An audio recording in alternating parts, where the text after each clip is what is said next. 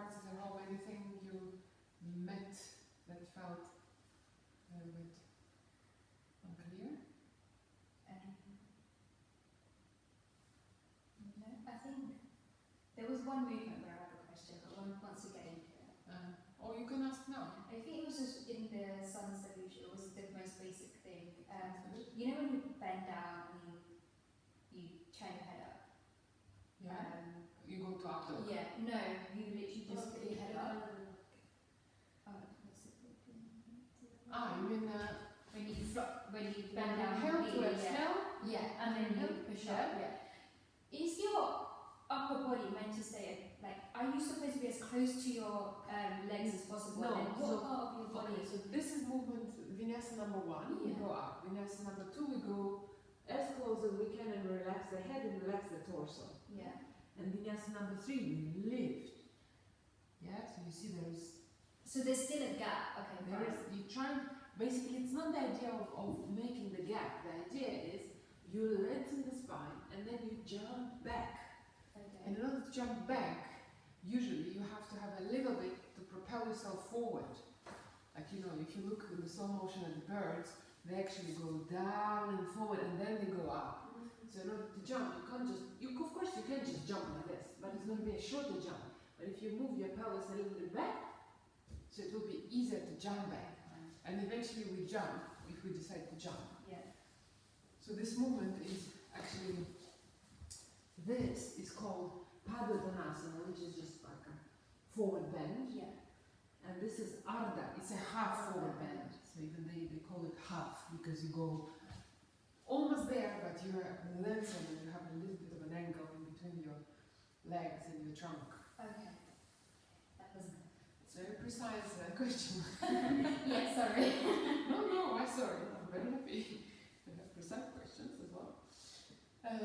Okay, so last week we have been, well, let's just from the beginning, we have now, I think, no Ashtanga and Ashtanga Vinyasa Yoga. Yeah? So Ashtanga is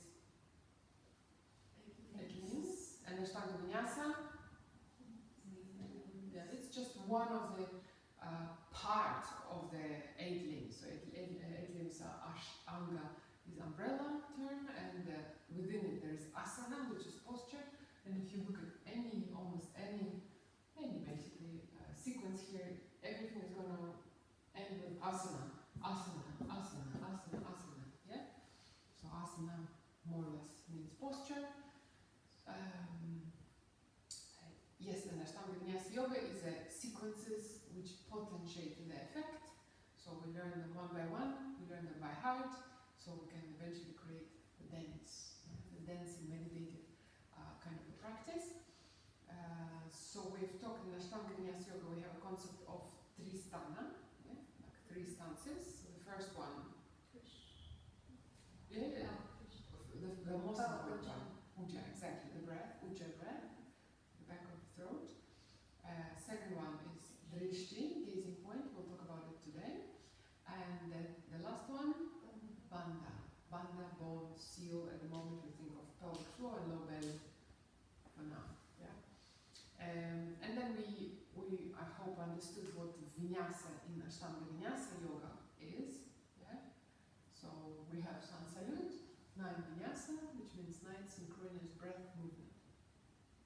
There's some noise, background noise. Right. Yeah. It's a net. So, yeah. And we have sequences with just 3 vinyasa, and then we have sequences with 16 vinyasa, we have sequences with 28 vinyasa, because it all depends how our entrance and exit from the state of the asana. We know what is state of the asana? It's where you start. Where you stay for 5 breaths. Traditionally it's 5 breaths. You can choose to stay for 6, for 7, for 10, whatever, but the point of the practice is to create the rhythm, your rhythm. Nobody can say, oh, this is not rhythmic enough. Yeah. So you choose, but the first one we learn, so we'll just do it rhythmically, we stay 5 breaths, off we go into vinyasa. Stay 5 breaths, off we go to vinyasa. Yeah. Then, for example, sometimes like I decided I just do 3 long breaths rather than 5 when I have time limit. Or sometimes I decide I'm not going to do the practice with lots of sequences. I stay for longer breaths in each one. So it's all have their own challenges. So you can definitely eventually modify it when we learn more. Breath-wise, we have learned which breaths. How to do it? Ujjayi?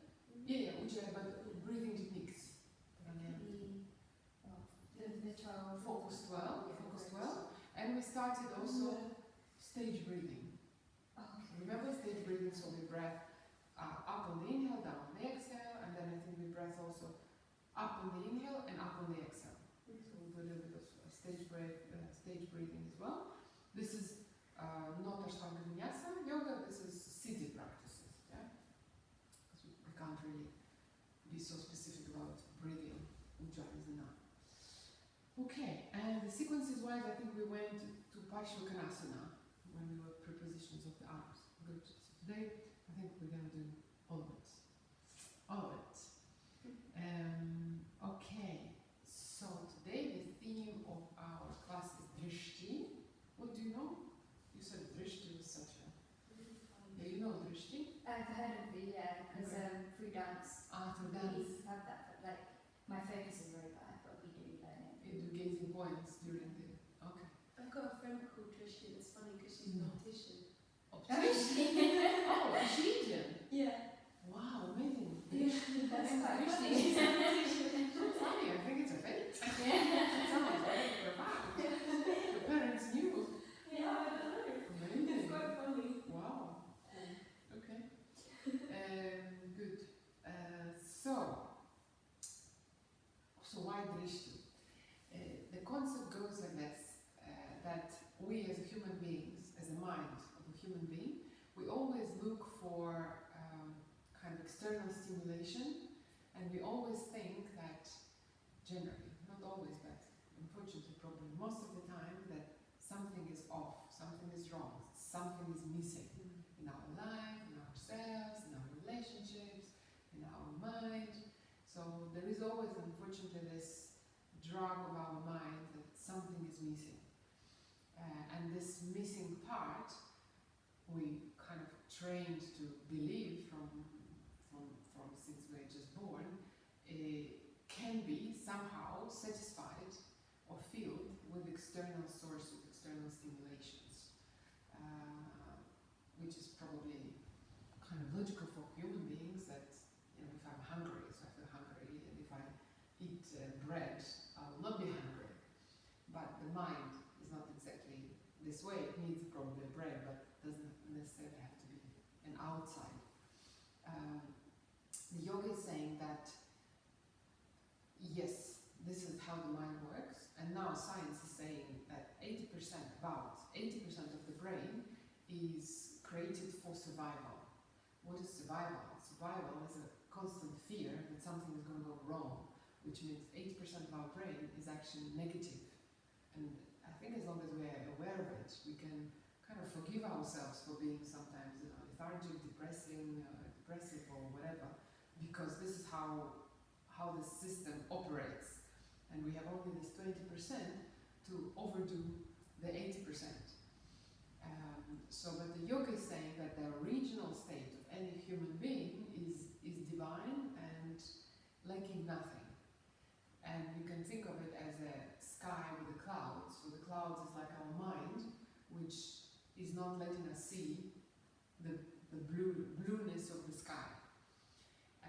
So how do we get to that space where we feel there's no lack?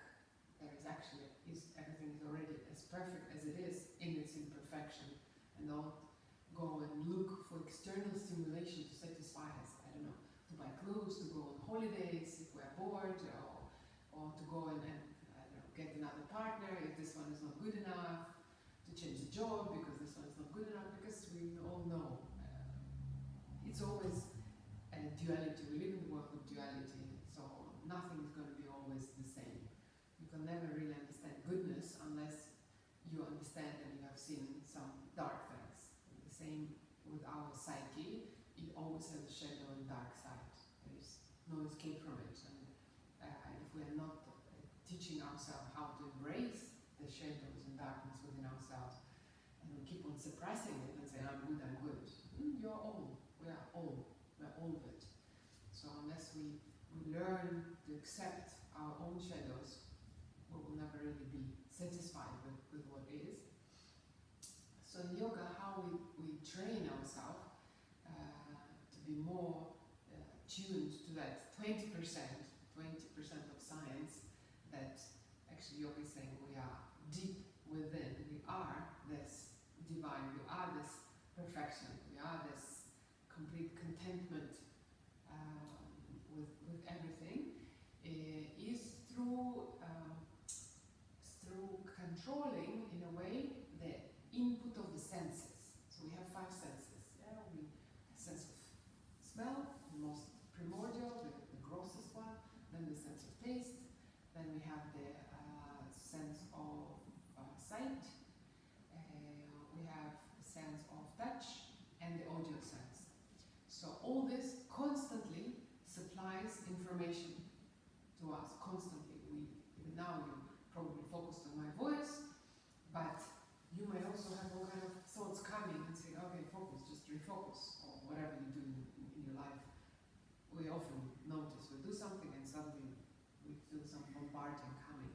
And usually there is some activation of the subconsciousness because some particular senses somehow, maybe they felt the smell that you don't even feel yet, but your subconsciousness already feels, some baking croissant is coming, and then taking you away.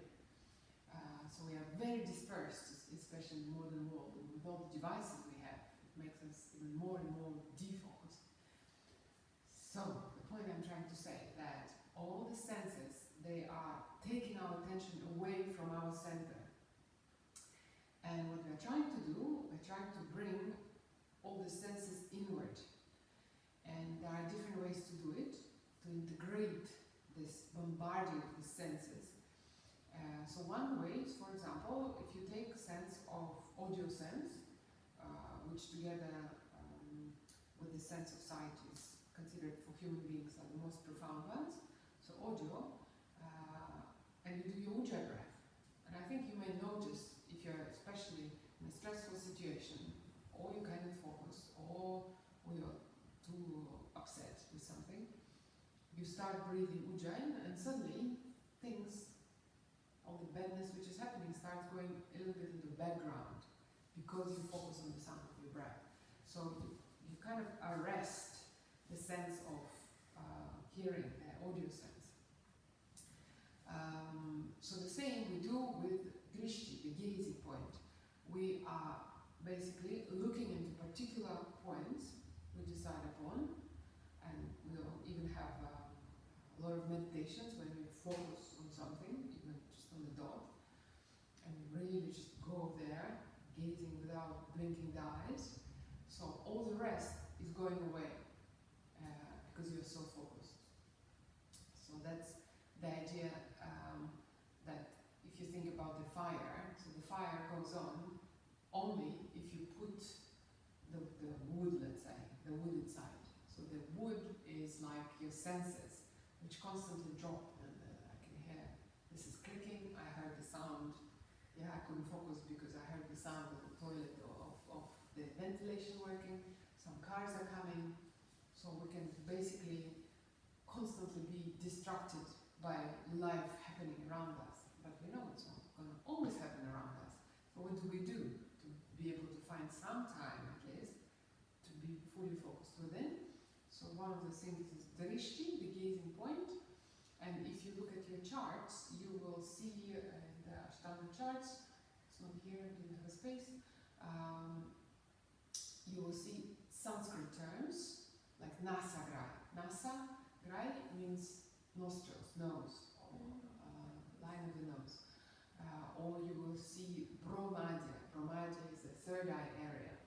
Or you see Nabi chakra, which is Nabi, navel chakra, Urdhva, the sky. So you will see all these names in the glyphs I've given you. So they're written in Sanskrit, but I think I've definitely given you translations in in your materials. So yeah, and again, the concept is that this wood, your senses, which you drop into the fire, keeps your mind, that fires the mind with any fuel is going to be your senses. And as long as the senses keep on providing the fuel, the fire of the mind is going to always work and quite intense until we start realizing that there is some way to actually calm the mind. Because what's happening with the mind takes your fuel, takes the senses, and produces from them desires or aversions. And then we live this funny life. I like you, I dislike you. I want this, I don't want that. So it's constant this yes, no, I do, I want, I don't want, I like likes and dislikes, yeah. And then we are disturbed by this, we know we are.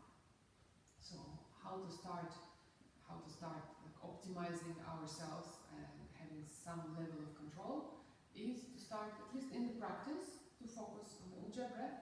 And then today we will learn a little bit drishtis. So drishti means a gazing point, and it's simply gazing into a particular point. And this gaze doesn't have to be like very intense. It's something I always imagine like there's a little baby who's just born, or any, I don't know, puppy, someone innocent, beautiful, and that you look and you cherish and you love just without knowing, because you know deep inside this is something or someone so lovable. Or you look somewhere into a beautiful view, beautiful mountain, beautiful ocean. But here we want like a little bit more focused gaze. So it is focused on the one hand, but on the other hand it's soft. So you kind of see one point, but all the rest is becoming softer. Now, if you have this ability, some of you may, especially those of us who don't see very well, you can look at someone or something. So now I look at Andrea, so I see you very sharp, so I see well. Now you're kind of fluffy. I don't know if you can focus your eyes. Yeah, so now I can see you 100%, and now you are a little bit foggy, but it's not every ocular muscle can do it. But it doesn't matter. It's just, that's the way I have kind of discovered it, how I can defocus everything and be very narrow focus. So you simply look softly into a particular point. And in Ashtanga we have 8, it's just so happen, 8 points which we do during physical practice. So there can be points in the body, which is a navel, line of the nose, so you don't have to look at the nose like this, yeah? Just look at the line of the nose. Because if you look like this, we do it in the seated practice, but when you move, it will take you a little bit of time to get into kind of normal way to see, and then your balance will be disrupted. So you look to the line of the nose, and then you look into the third eye. Again, you don't look inside your head in the physical practice, which we do in the seated practices, but you just look kind of upward, yeah? A little bit upward, so your gaze is lifted up without too much strain. Then you can look at your hand, so there's another point, for example, when we do that, yeah? You look at your thumbs, when you raise the arms in sun salute, so you look at your thumbs. So this is the points in the body. And then we have some points which are outside of our body. So one is called Urdhva, which is the sky. Just the side. So also here, let's say if you do this position, it will be our warrior B, we will do it today. So you can look either at your hand, or you can just go kind of look vaguely into the side. Yeah. So basically sky and the side. Did I forget any points? So upward, Urdhva, side, Parsva, center of the head, Nasagrai nose, Nabi chakra, hand Hastagrai, Angustumadai, Padayarka, the toes. Yeah? So we can look at the toes as well. And very often, interestingly enough, for example, when you do any position like this, or feet together or feet apart, if with you girls, you're flexible, but it doesn't really matter. If I want to look at my toes, I will have to do that. Yeah? But if I'm already flexed enough, we imagine that From the crown of the head, we have another eye, which is looking down into the toes. And all these points, they are not, written on the stone, and you cannot change them. Like, as I said you here, in the warrior bee, which we'll do, you can look at your middle finger and forward. You can look at the whole of the hand. You can look into the side. It's very logical points, so they're not asking us to look somewhere. We feel very uncomfortable to look while we're in position. So drishti usually relates, first of all, to the state of the asana. For example, state of the asana in sun salute A is 6, which is a down dog. Yeah? And traditionally, in the down dog, so if you look at the form I'll create, traditionally in the down dog, we are looking at the navel. So I'm supposed to do this, yeah? But, so if I get from this position, I'm going to, okay? So, here is my down dog drishti, which is traditional Indian drishti. But look what's happening with my neck. It's completely flexed. And the problem is, all of us, I think, do this all the time, or sit with the computer all the time. So, in the modern human, especially your generation, unfortunately, because I got it in the age of 25. Yeah? You got it when you were 14. yeah. And probably before parents had it, and you would steal it from your parents. And the computers as well. Yeah. So the neck, it's called the cervical spine, is supposed to have the same arch we have in the low back. Because for us, because we are dvipeds, we just have 2 legs, we are vertical. So we have to have this arch here and arch here in order to maintain straight position of the gravitation. Otherwise we can't walk, otherwise we'll be quadrupeds. But with the younger and younger generation, there is no more, let's say like in the age of 15, 20, your generation people don't have arch in the cervical spine. It's lost because of that. And this causes a lot of problems in the back. One may not feel it in the young age, but it looks like the generation of my children, which is your generation, is going to have problems faster than my generation with the musculoskeletal system, at least. Yeah, we don't know all these radiations and what's happening with the rest of it. Because we just started using it later, all this technology, so at least we have a little bit more of the natural arching of the spine. So that's why I always recommend, and my teacher, she's a chiropractor, and she's 65, and she has been practicing yoga from the beginning of time, and then she's a doctor of chiropractic, so she understands the body. So the advices here, and that's what I tell you here, is actually trying to make your spine, like in samastiti, like standing position, direct the crown of the head into the space between the thumb, and look to the line of the nose. Yeah, so we don't flex the neck when we don't have to flex the neck. We will have positions where we have to flex the neck because it's a form which is impossible without it, but otherwise we actually try to bring the chin back. Chin back. So, as I always say, imagine you have the hook from the bottom of your pelvis, center of the pelvis, through the spine, and you hook up. So you would hook up like this, that it would hook you back up into straight.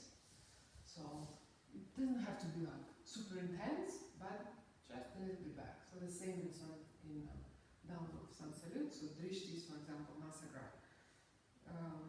So it changed from the classical Nadi chakra, navel energy center, into nasagra to adopt to the reality of our physiology right now, and trying to fight the tendencies. Or some, for example, brahmadi, third eye. When people look third eye, they tend to compress, like, create wrinkles in the forehead. It's not only about wrinkles, but this is a space more or less in the brain, and in yoga we connect it as a space of mind. So we don't want it to be all the time compressed, we want to relax it. So we learn eventually to look up without creating contraction in the muscles of the forehead, yeah? And we can do it. In the beginning, no, but then when you focus on it quite quickly, you can actually raise your eyes. And it can be third eye or it can be the sky, because third eye actually asking you to look a little bit vertical up while looking up into the sky a little bit forward, so it's easy on your forehead. I'm saying all this just for you to understand that it's flexible. This is a guidance. They give us a guidance and say, okay, this is drishti. We think it's the best, but it was 100 years ago. But no, maybe we'll do a little bit of changes within the system. So we have drishti in the state of the asana.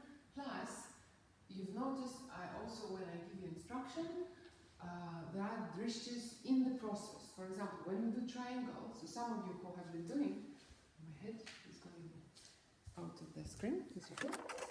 Okay.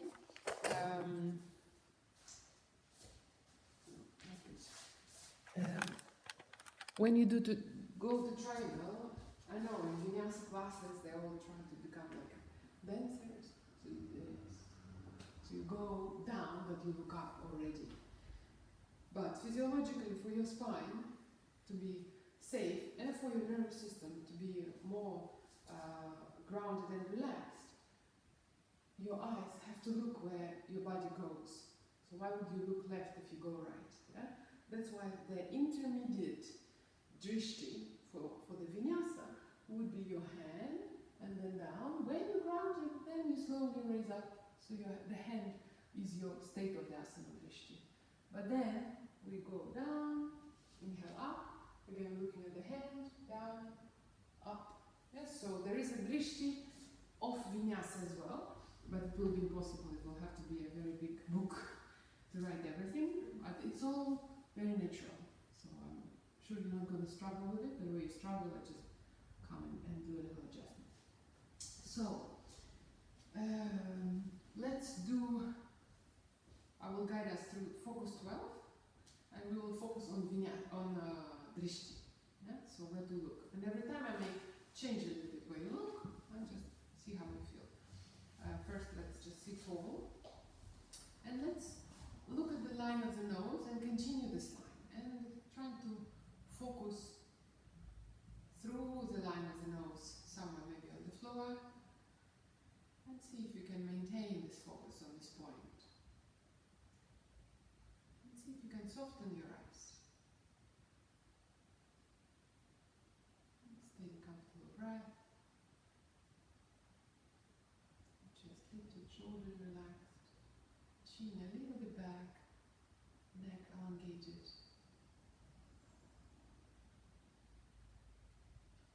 And now interlacing fingers, looking to your thumbs. So echo one inhale. Keep looking on the thumbs. Reach up. And when to exhale, flex, look to the middle, another chakra. Three inhale, keep looking to the thumbs, and then look to the sky. Chatwari for exhale to your right, and look up to the sky. Panchafar, inhale, reaching up, look thumbs, Angustamada, and Shat 6, exhale, Urdhva, the sky. And Sapta 7, inhale, thumbs again, Angustamada. Ashta, exhale to your right, and you look parsa, you look to the side, gently, weakly. And Nag 9, inhale, thumbs, Angustamada. Desha 10, exhale, parsa to the side. And Ekadesha, inhale, Urdhva, the sky. And exhale, release. So there's nothing super difficult about that. But again, this is for us to start learning how to control, in a way, modifications of the mind, in the way that you know where the ujjayi, how to create the sound, and so your subconscious memories, imprints of the sense of hearing and audio will be taken over by mindful breathing with the sound, and then the same with the gaze. when you feel like you are too distracted, just look at something, maybe something which is like feels pleasant or joyful for you at this point, or just something neutral, and stay there. And you will slowly learn in the practice how to focus. And when you come to the classes, I think, especially for people who practice, used to practice vinyasa style or any guided style, anything, it's difficult to be in the class because you used to look at the teacher, or at least at somebody next to you. So in the beginning, the new people come here, they always look. So, but you will learn that you and your look, it's about you and your practice. So you will look where you decided to look. Yeah? Okay, so drishti, what else? Yeah, in the scripture they say that to focus the mind and life energy inward is helping us to develop deep concentration, which is the prerequisite of any meditative practice. And drishti is also a part of 8 limbs, but within the 8 limbs there is a limb called pratihara, which means withdrawal of the senses or integration of the senses within. So we're not dispersed, but rather connected, integral human beings. And gazing point drishti is one of the tools of this pratihara, the fifth limb of Ashtanga Yoga. So mind clouds our perception of the reality, and for this we are practicing how to integrate external stimulus within ourselves. I hope it's okay. Alright, so then today we're going to practice more. I forgot, last time we talked quite a lot about techniques, so today we're going to repeat techniques, and maybe we'll do also a little bit of finishing sequences, so you will have like our standing postures and a little bit of finishing, so you have a little practice. Because remember, in Ashtanga we always do standing first, then we do seated practices, but we don't learn it here yet. Then we do back bends, and then we do inversions. Inversion means your belly is on top of your heart. And navel on top of the heart is inversion, so it can be anything. Shoulder stand, handstand, headstand, and all variations of those. Okay, so let's do it again. Focus to not focus to. We'll do later. We'll do the drishti with synchronized spinal movement. Let's see, tall, line with the nose, nasagraya, and then subpoint to the floor. And start engaging into ujjayi breath. But if you had a sore throat, or still have a sore throat, just yeah, okay. So, but anyone who has a sore throat, don't do the ujjayi because it may irritate your glottis a little bit, because it's already irritated. So, and gentle whisper in the back of the throat, relaxing your face, and interlacing the fingers. Now looking at your thumbs. Echo and inhale, look thumbs, reach up and back, and wait to exhale, thumbs and then navel. And Trinity, inhale into your hands, and then thumbs on the sky, and Chatwari for exhale, looking up to the sky. Panchavad, inhale, up to your thumbs, the sky. And shut 6, exhale, the sky or your hand. And Sapta 7, inhale all the way up into the sky. Ashta 8, exhale, Parsa on the side. Now 9, inhale, thumbs in transition, then the sky. And Desha, exhale, Parsa side. Then Akadesha, thumbs at the sky. And exhale, letting go. So keep your ujjayi going. Come into all 4. Circular movements. Starting maybe from pressing into the right hand, right knee, flexing the spine to the left, and then from left to right, extending. So flexion is rounding, extension is arching. Don't forget about your neck, head, moving the same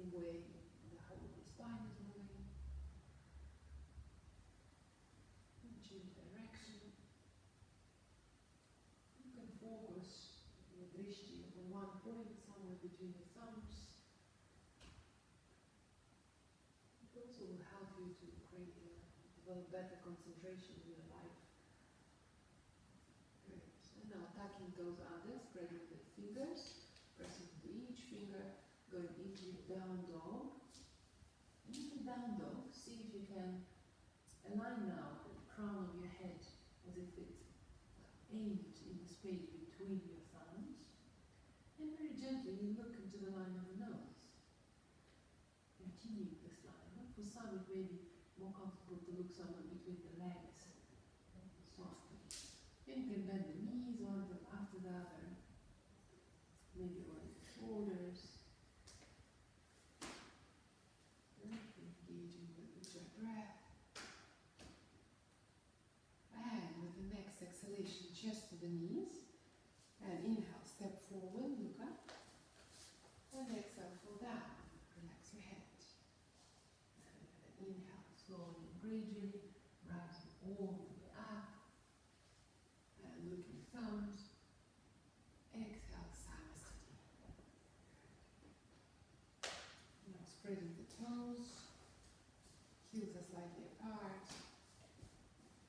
So if we can bring toes together, heels apart, great. If it's too narrow of a stance for you, you can stand wider. The external part of the feet are parallel to the edges of the mat. This is simply the way also to have more space in the sacrum, especially for females. Now press to the balls of the feet, lift the kneecaps. Ujjayi breath. See if you can lift the center of the pelvic floor slightly up. We call it Mudha Bandha. Low belly, slightly in. Lifting heart, relaxing the shoulders. And maybe gazing to the line of the nose. Lifting palms, inhale, reaching up. And exhale, hands to the heart space. And just reminding ourselves of the intention for the practice. To be fruitful, our learnings to be efficient. And to find nourishment and nurturing in what we do here. So, thinking of the practice as an act of love. If you think of what love is when we can give full, undivided attention to something or someone. And this is what we're trying to do here. Welcome to Join Before One Home. Inhale together.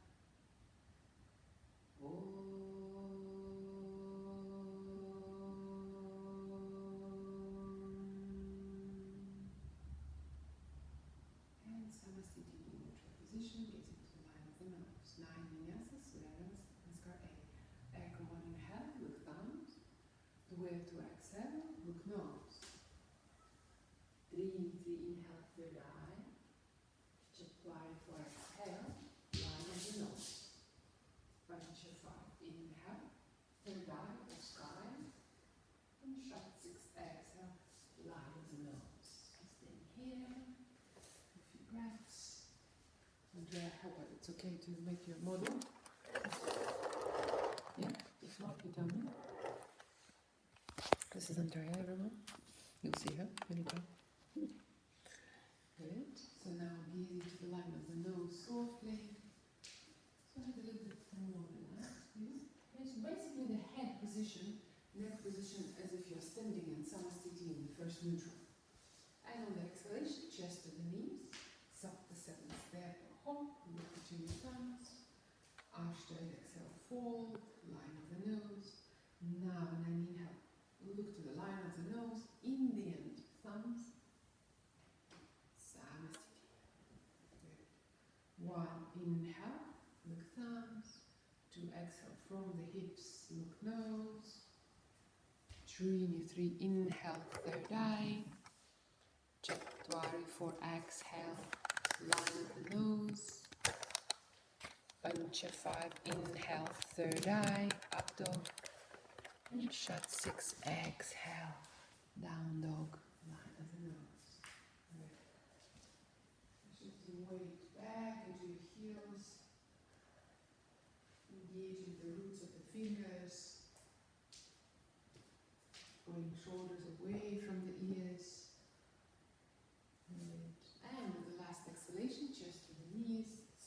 7 inhale, step or hop, look to the right, Ashtanga, exhale, fold, line on the nose.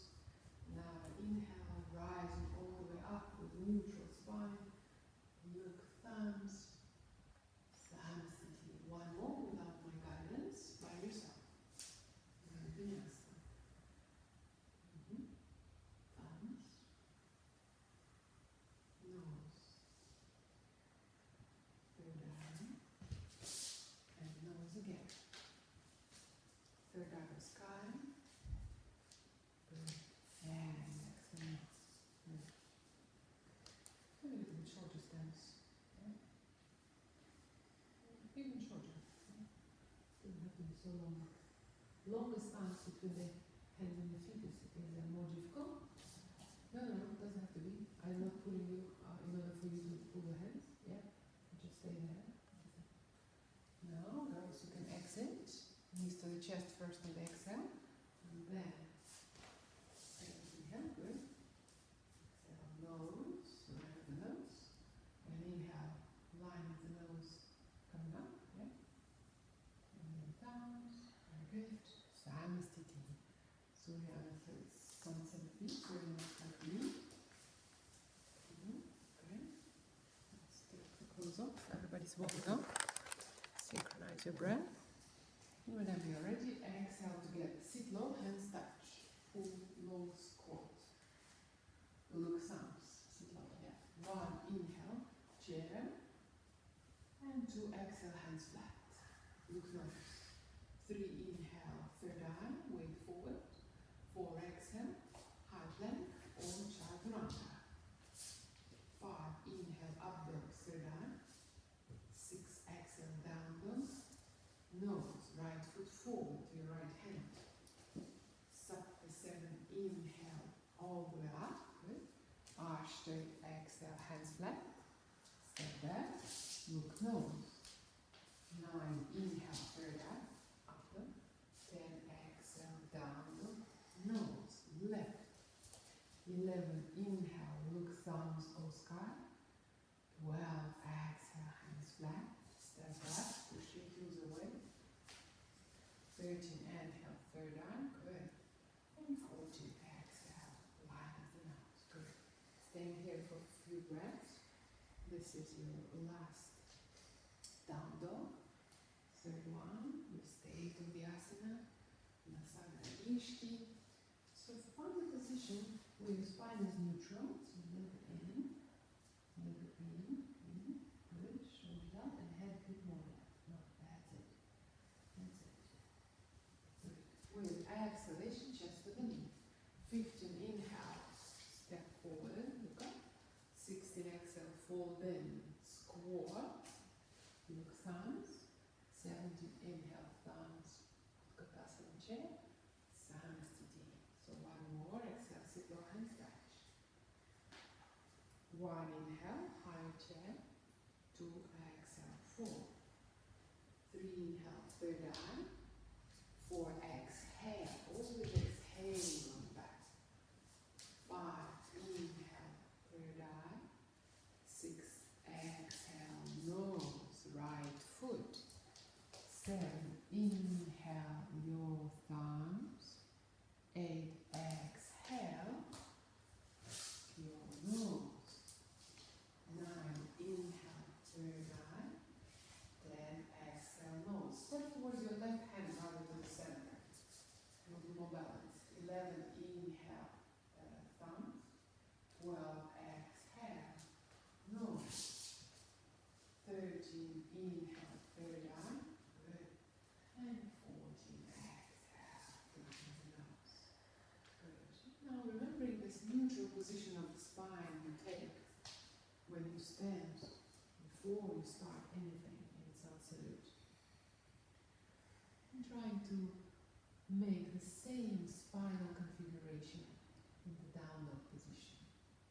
Just developing your sense of proprioception, ability to feel how the body is located in space. Now, exhale, chest to the knees. 15 inhale, step forward, look third eye. 16 exhale, fold, look nose. Sit low. And 17, inhale, thumbs, chair, Saraswati. Good. Now by yourself, you just walk around. Everyone is just doing their own Surya Namaskar being, 17 vinyasa. Good. Steady breath. Hands are glued into the floor. Remembering step back is always on the exhale. When you step to your warrior, don't step to the center because it may be disorienting. Step to the side a little. So start from the beginning. With the abdomen, push the tops of the feet down. That's it. Down, down. Inhale. We try to always maintain engagement with your belly. The abdomen.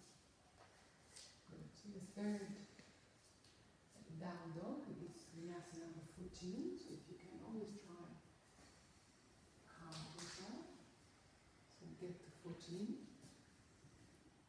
And whenever you are ready, knees to the chest on the exhale. Good. 15, inhale, step forward, look up. 16, folded legs straight, bend, legs bend, squat, hands touch, look thumbs. 17, inhale, chair. Excellent. Saraswati. Good. Padangusthasana, Padasthasana. From the middle of the mat, so you can relocate. Good. So, on the inhale, feet hip distance apart. One inhale, taking big toes with 2 fingers from the outside, and 2 exhale, forward. Now remembering a little bit of technicalities, we are always looking for opposing tension. So your feet are pressing down. The top of your pelvis from the backward is pushing up. Good. The feet are pressing down while fingers are pulling toes up. Good. So we're trying to be as close to the whole of the body to the knees. We can bend the knees as well. And then try to straighten up. Padahastasana. 3 inhale, look up, straighten up. And exhale, hands under the feet. Now inhale, we'll look up again and straighten up, level, lengthen, and 2 exhale, fall down. Good. Take the breath. And here, the Nasagrai, it can be Drishti Nasagrai, line of the nose, or originally it's toes from the crown of the head. You can see your toes. So if you're already down and flexed a lot, just imagine your other 4th eye in the crown. Good. And 3 inhale, look up. Exhale, down. Hands on your waist. Inhale, come up. And exhale, back to Saraswati. Good. Let's do it now choreographically only. 1 inhale, taking big toes, looking up. And 2 exhale, look line of the nose. Let's say we did 5 breaths. 3 inhale, look up again. Exhale, hands under your feet. Inhale, reach up, preparing for this next posture, Padahastasana. 2 exhale, fall, line of the nose. Finishing. 3 inhale, look up. Exhale, look down, hands on the waist. Engage pelvic floor or belly. Inhale, come up, full engagement, belly, pelvic floor. Exhale, good. Trikonasana, triangle A. 1 inhale, right foot to the right, the back of the mat, right foot straight, left 90 degrees, right hip in. 2 exhale, reach forward, reach down, pull the leg, lift the arm. Good. So now your gaze is to your upper hand. Your right hand is pulling your leg up. You're trying to be as level as possible, meaning you want your torso on top of your leg. Good. And on the last exhalation, look down. 3 inhale, come all the way up. Turn, look left hand, turn the feet, left straight, right 90 degrees. Keep in. Chatwari for exhale, reach forward, reach down. Pull your leg with your fingers, with your hand, and there. Your gaze up with your right hand. Good, so your feet are up, stretching the mat. Good. Exhale, down. Trikonasana B, triangle B. 5 inhale, come to the back of the mat, both feet looking to the back of the mat. Back foot maximum 45 degrees.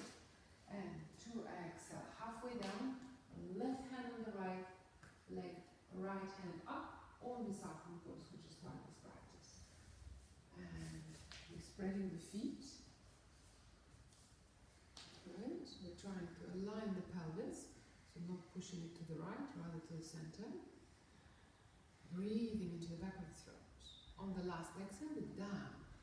Press with the right foot, micro bend the knees. 3 inhale, come all the way up. Turn to the front of the mat. Realign the feet. Back foot, maximum 45 degrees. Lesser the better. Lesser the better. Heel to the side. Foot forward. No more. Yeah. Exhale, halfway down. Right hand round looks down. Look where we go. Look where we ground. And then lift. Staying in the center with the body as well. Yeah, great. Pressing back foot back. Front foot forward. Steady breath. Exhale, down.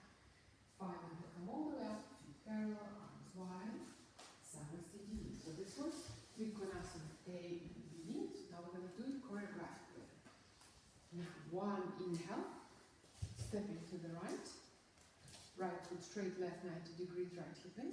2 exhale, reach forward, reach down, pull your hand, and then look up. Let's say 5 breath. Exhale, look down. 3 inhale, rise all the way up. Look to the left hand, change the feet position. Keep in, check right, exhale, down. And then raise the arm, good. Let's say we finished 5 breath. Punch 5, inhale, come all the way up. Turn to the back of the mat. Trikonasana B. 2 exhale, halfway down, left hand round, right arm rises. Good. So we're trying to stay in one narrow corridor. So torso on top of the leg. Front leg, exactly. Breathe, ujjayi. Good. On the exhale, look down. 3 inhale. Bend the knees so you don't fall. Yeah? So don't block the knees. Bend them on transition. Now, back foot, maximum 45 degrees. Maximum. This is 90. Yes. Check body for exhale. Halfway down. Ground right. Look down still. And then when you feel balanced, and your pelvis is in the center, don't try to overarch and over twist here. Breathe through the back of the throat. Exhale down. Good. 5 inhale. Come all the way up. Feet parallel. Arms wide.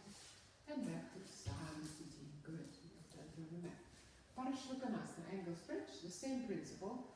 Also 5 vinyasa. In 2 and 4, we're staying. Now 1 inhale. Bigger jump. To the right. Right knee bend. Left straight. 2 exhale. Reach forward. Reach down. Look at your left hand. And bring it up. Good. So the drishti is your left hand. Arm is straight. Feet are pushing against each other into opposing directions. Good. Exhale down. 3 inhale. Rise all the way up. Turn to the front of the mat. Exhale. Reach forward. Down. And begin with the right hand. Good. Draw the ribs slightly in. Pressing back foot away. Good. And 5 inhale. Come all the way up. Turn to the back of the mat. 4 angle stretch B. Left knee maybe on the floor. Left arm over the knee. Hands together. For those who can easily bring the left finger down, do that. And then you can stay with the knee on the floor, or you can raise the knee up. Good. So if you're ready, if you roll the knee up, push your back heel away.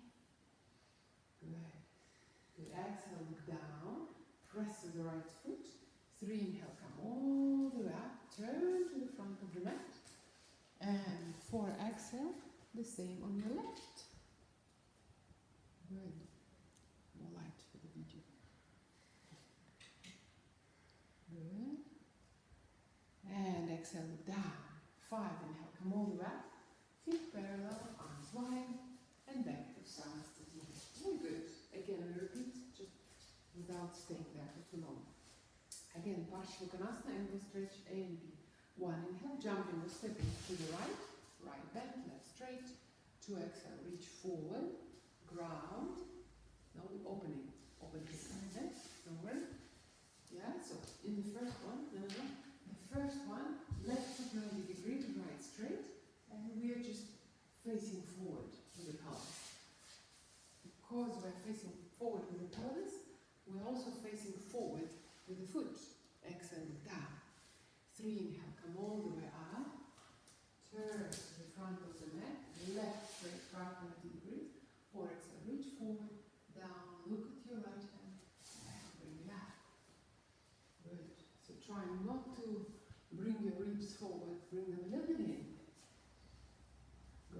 exhale, look down. 5, inhale, come all the way up. We finished angle stretch A. We're going to Ashtanga B. Left arm over the right knee, hands together. Left buttocks works. Maybe lifting the knee. Maybe it works. Pushing the foot away. Good. Exhale, down. 3, inhale, come all the way up. Turn to the front of the mat. And 4, exhale, right arm over the left knee. Good. So we look here, generally, we raise the arm and look up, or we look up into the sky. If it's too much, just look down at some point on the floor, because it's quite difficult. Exhale, down. Punch your 5, inhale, come all the way up. Feet parallel, arms wide. Good. Now, which one next? Pada Konasana, yeah? Vasarita, Pada Konasana. 5, Vinyasa. 3, state of the asana. So remember, again, all these postures I recommend to start from the middle of the mat, rather than front. So always come back to the middle of the mat, but facing front. Good. 1, inhale, to jump or step feet hip distance apart. Good. Quite far. Hands in the waist. And 2, exhale, hand on the floor. Inhale, reach up with the heart and head. And 3, exhale, forward. Stay. Shift the weight forward. Eventually, our heads will be on the floor, or just hovering over the floor. So you want to see how far your hips go in a safe way. How far your feet can go. Good. And 4, inhale, look up, straighten up your arms. Exhale, look down, take your waist. 5, inhale, come up. And exhale, arms to the sides. B, remember? 1, inhale, good, arms wide. 2, exhale, waist. Inhale, look sky. And 3, exhale, down. So now we look to the line of the nose. Now we relax the head completely, so making it heavy.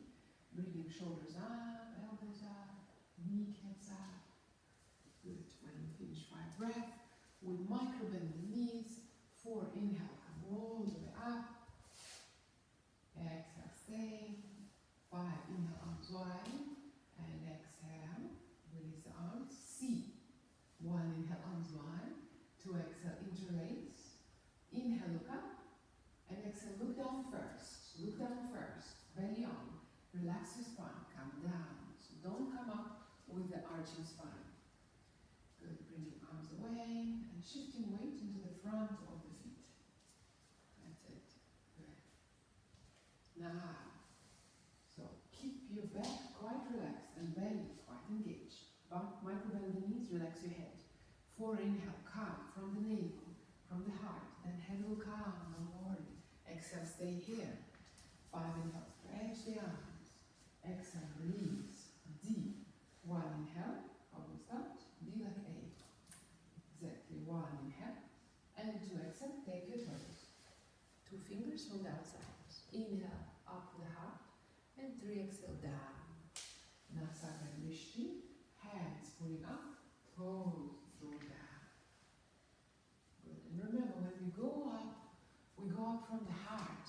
So don't arch. Bring your belly in. Allow heart to lift and then the head to fall. Now, Chatwari 4, inhale, look up. Straighten up the arms. Exhale, look down. Hands to your waist. Relax your head.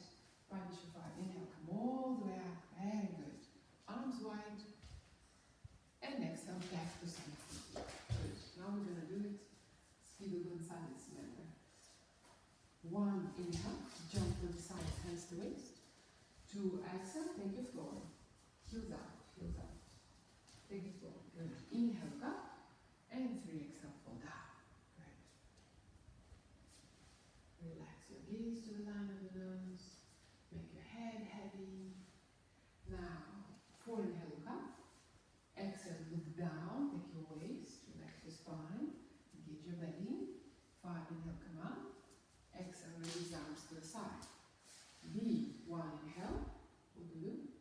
1, inhale. Yes. Good. Wide. 2, exhale. Waist. Inhale, heart and head up.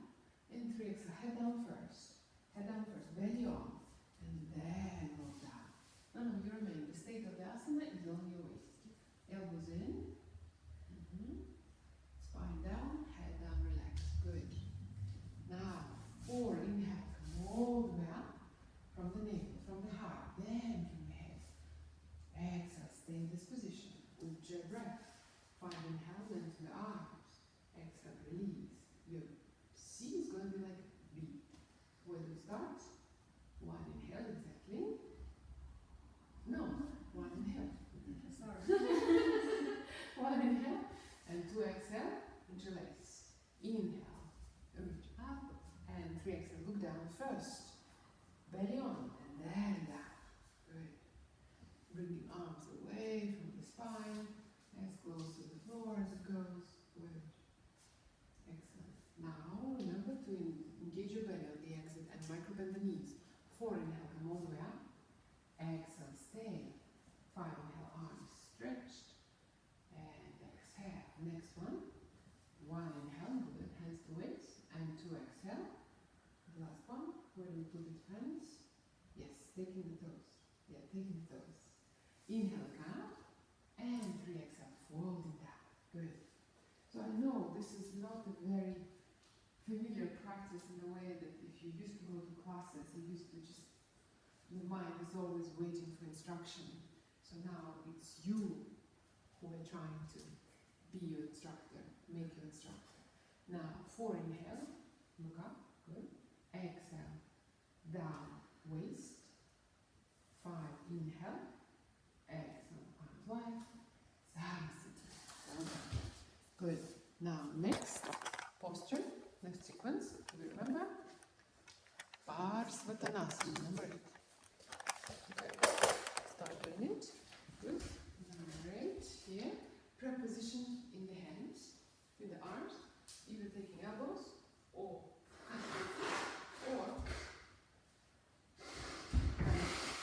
so feet together. We always start on Samasthiti with the middle of the mat facing forward, and then 1 inhale, stepping or jumping back with the right foot, back foot maximum 45 degrees, maximum 45, maximum. This is 90. From the middle line, yeah? So remember, so this is 90. This is 45. Okay? Now, and 2 exhale, halfway down, crown forward, so push into the crown here, and then down. Good. And when you feel that's it, we reached our point, level the hips, usually right hip a little bit back. Relax your spine, relax your head, but lift your shoulders and elbows up. Good. And press into the back foot as much as you press into the front foot. Now, micro-bend front knee. 3, inhale, come all the way up, and turn to the front of your mat. Realign the feet. Remember, we talked about heel to heel or hip distance apart. And 4, exhale, crown forward. So look down, look down, look down. Calm down all the way. And then the crown of your head is looking into your toes. Spread the toes and especially work with the balls of the big toes. Now, press into the left foot, micro-bend knee. 5, inhale, come all the way up from the heart, not from the head. Arms wide, feet parallel, look to the other side, and back to Samasthiti. Let's do it again. Preposition of the arms, and 1 inhale, step or jump. 2 exhale, crown forward, shifting weight forward, and then bringing weight into the center. Relaxing the head, relaxing the spine, lifting the shoulders and elbows. Yes. And on the exhale, press into the right foot, slightly bent. 3, inhale, come all the way up, turn to the front, realign the feet, both looking forward. Not crossing the midline. 4, exhale, crown forward, crown down, relaxing the head, relaxing the spine, lifting shoulders and elbows. Gaze through the crown of the head into your toes. 5, inhale, come all the way up, feet parallel, wide, Samasthiti. Yeah, so this is position called Parsvatanasana or side stretch. Now we're doing something which is not on the list, but it's a sort of preparation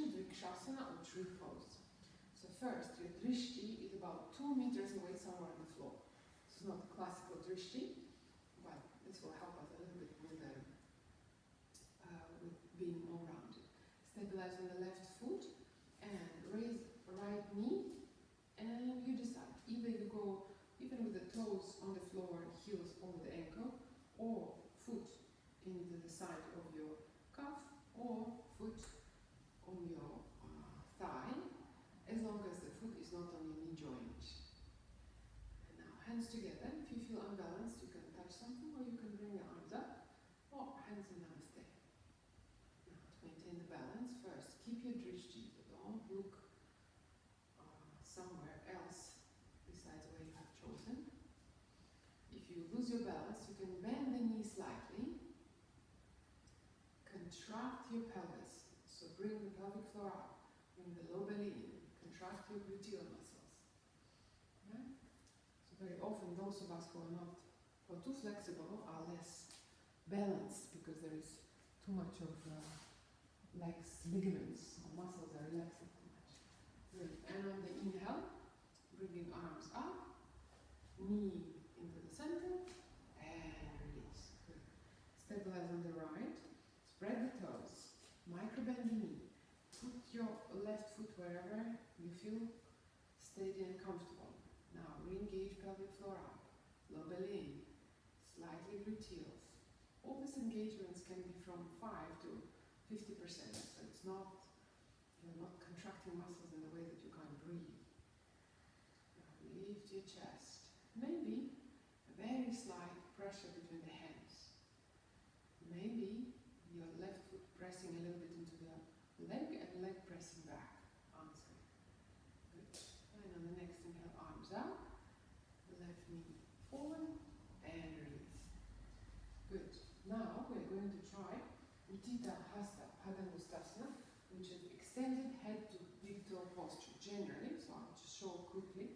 So on the inhale, we're bringing leg up, exhale, folding, inhale, straight, exhale to the side, inhale, forward.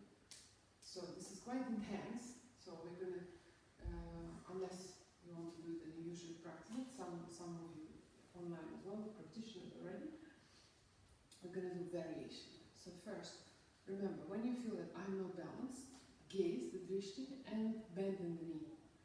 Second thing. Third thing, real engagement of the pelvis. If you start lifting your bum and becoming too loose, so you're going to lose the balance. So keep your tailbone heavy, a bit of the low belly, and a little bit of the gluteals, so everything here is quite engaged. Yeah? So stabilize the left leg, bend it slightly, and bring the right knee up. And take it, some of you can take with the elbows, other with the hand, and left hand on your waist. And it may help your balance, maybe to bring it up in the air, so you decide. Good. So first we stay here for 5 breaths. Good. And inhale, we straighten up a bit more. And for exhale, we bring the leg to the side. Still keep on looking where you look. Good. Relax your shoulders. Breathe into the back of the throat. Don't forget the sound with the flow of breath. And 5, inhale back to the center. 6, exhale, fold towards the knee. 7, inhale, straighten up, take your waist. So keep your knee up. Keep your left glute on. Breathe to the back of the nose, back of the throat. And release. Good. So this is quite complex because we have 3 places on each leg. 3 states of the asana on each leg. And plus, we're standing on 1 leg. So, not easy. So make sure you... Your foot soft. No, we never have the foot soft actually, if you can. Yeah, you can point it and spread the toes, or you can flex it. And here, your leg is pushing against your hand and hand against the leg. So you have this traction, opposing action. Yeah? So nothing is just loose. Good question. Stabilize on the right, which is now learning choreography, and then I'll give a little more technique. And then taking left knee, right hand on the waist, or up, wherever you find the balance, or touching the wall of the chair. And on the exhale, fold towards your knee. And when you fold from the belly, not from the chest. But don't round. Your shoulders down. Good. And inhale, straighten up. And exhale to the side. Good. And vinyasa 12, inhale,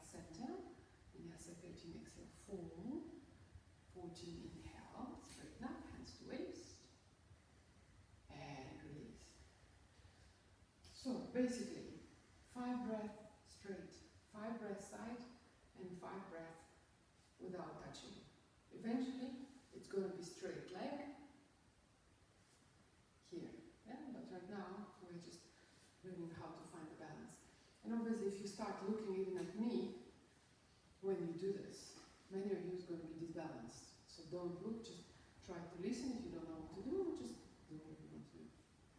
Okay, let's do it again. Stabilize on the foot. What it means, you try to broaden the roots, the balls of your left foot, and you try to spread your toes. That's why this question, if we keep the foot loose here, we actually never keep the foot loose, never, because it helps so much in more complex positions when we know how to operate the foot, because our brain has a very, very little space for the foot control and for the toes control.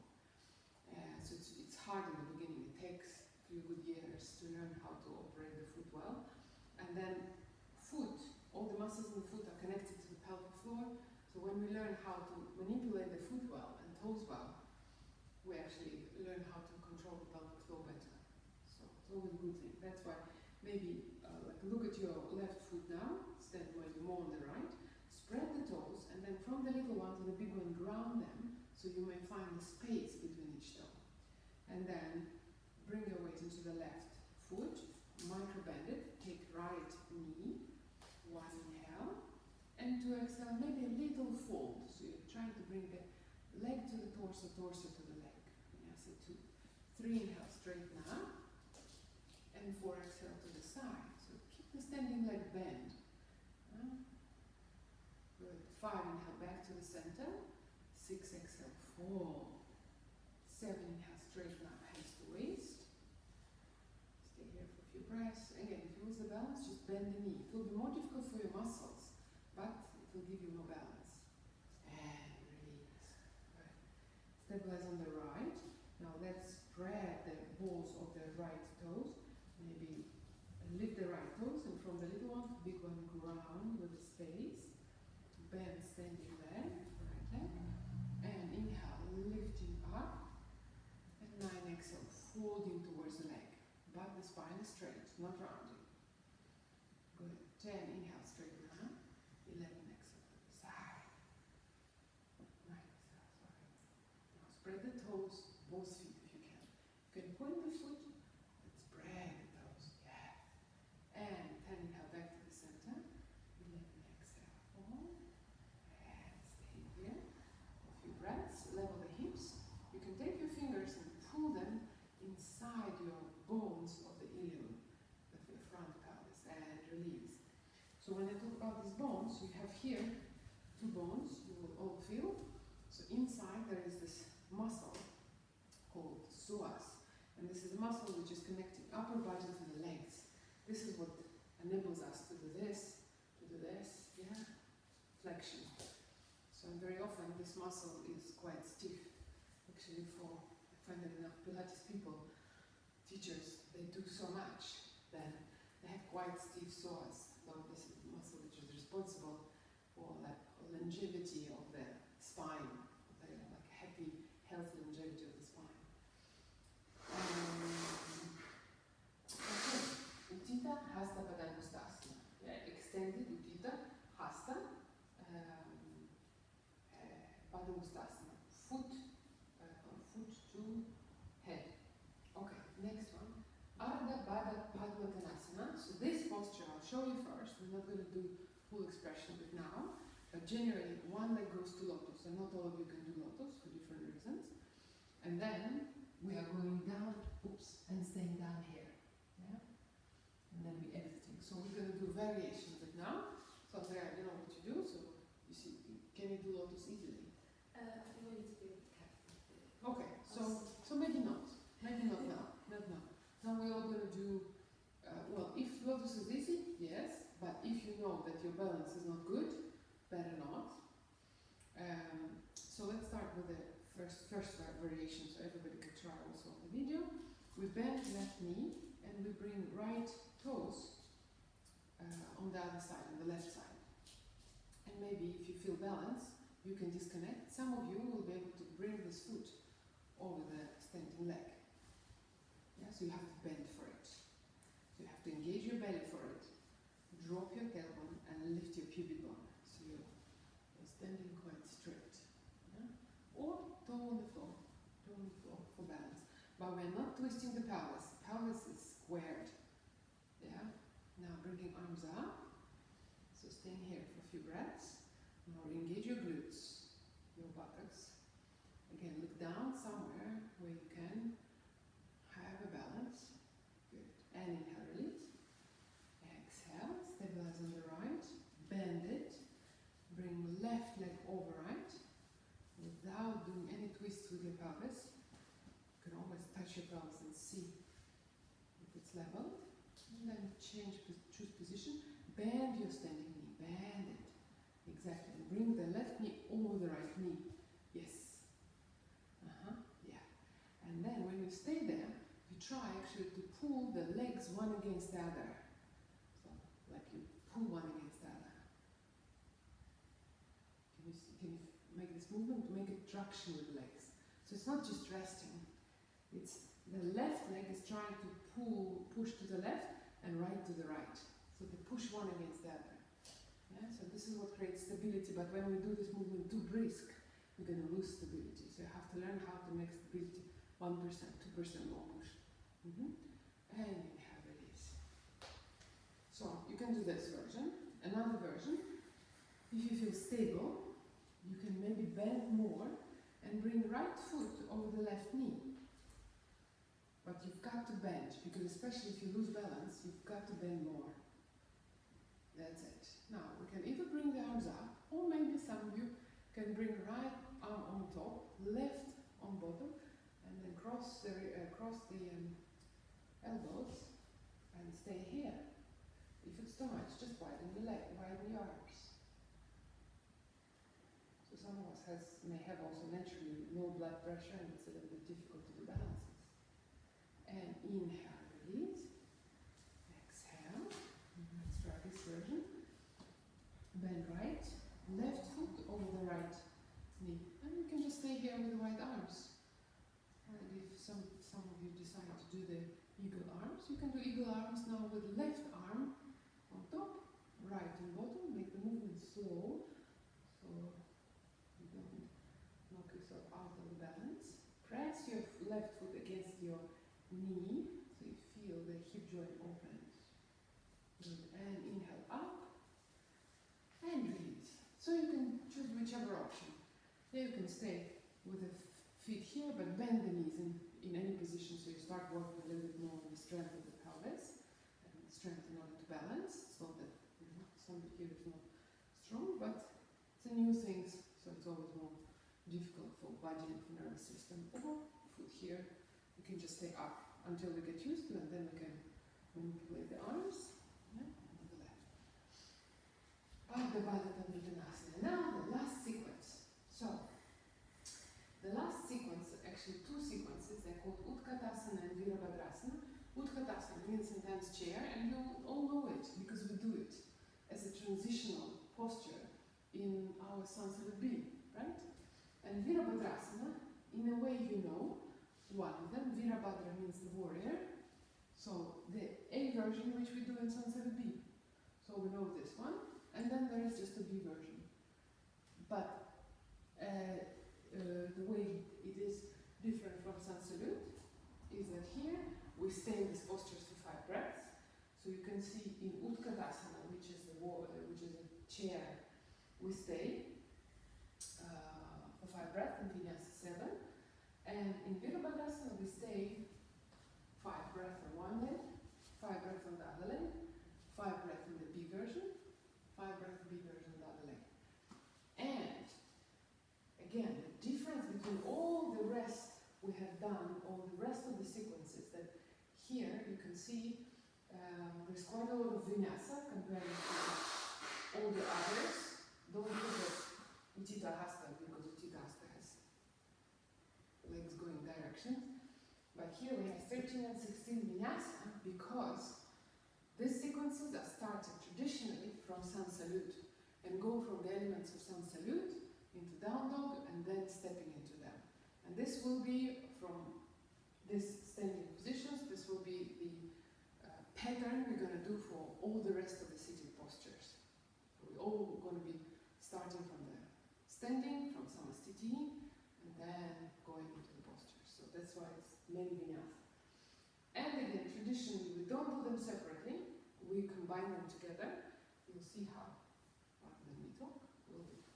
Okay, now standing in front of the mat now, because we're going to step back.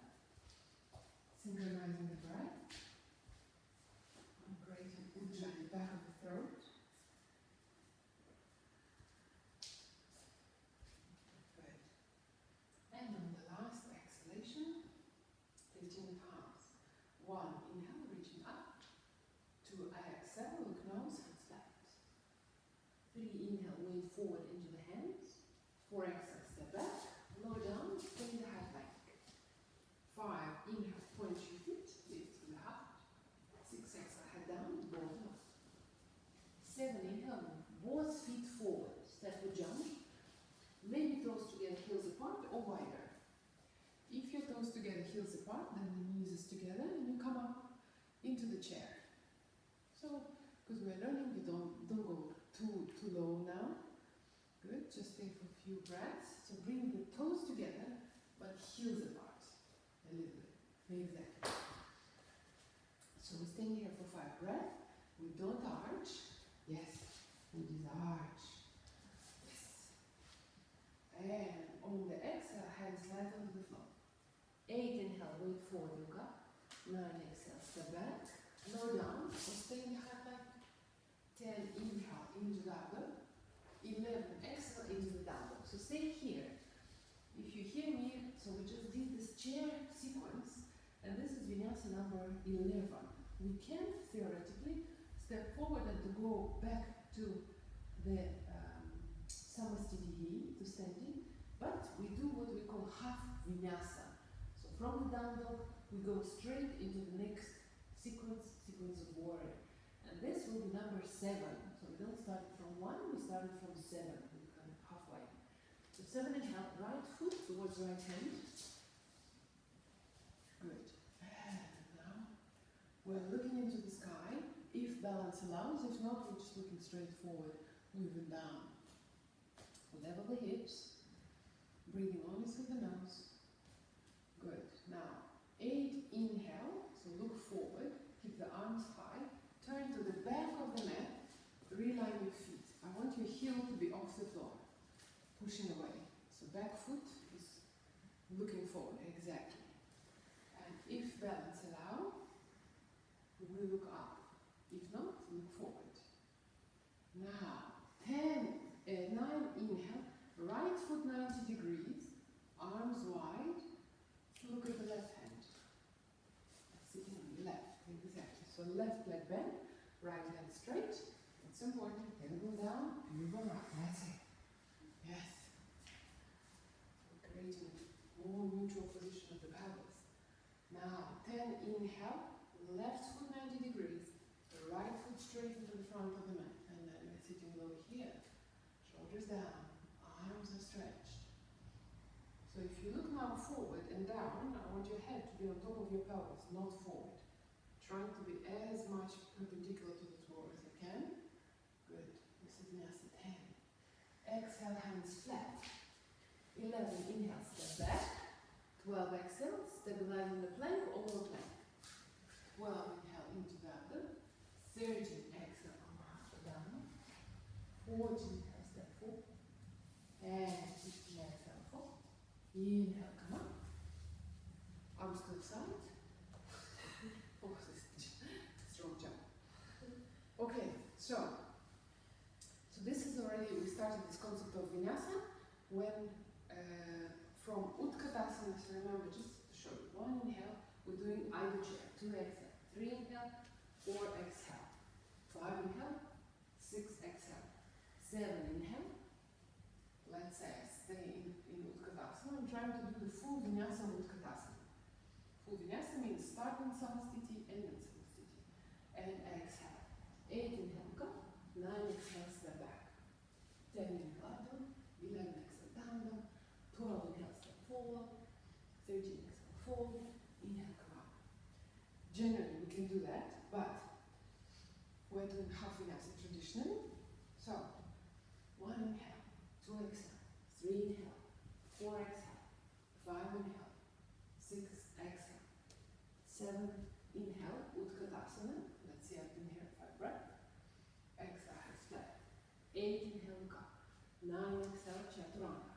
10, inhale up, 11, exhale down dog.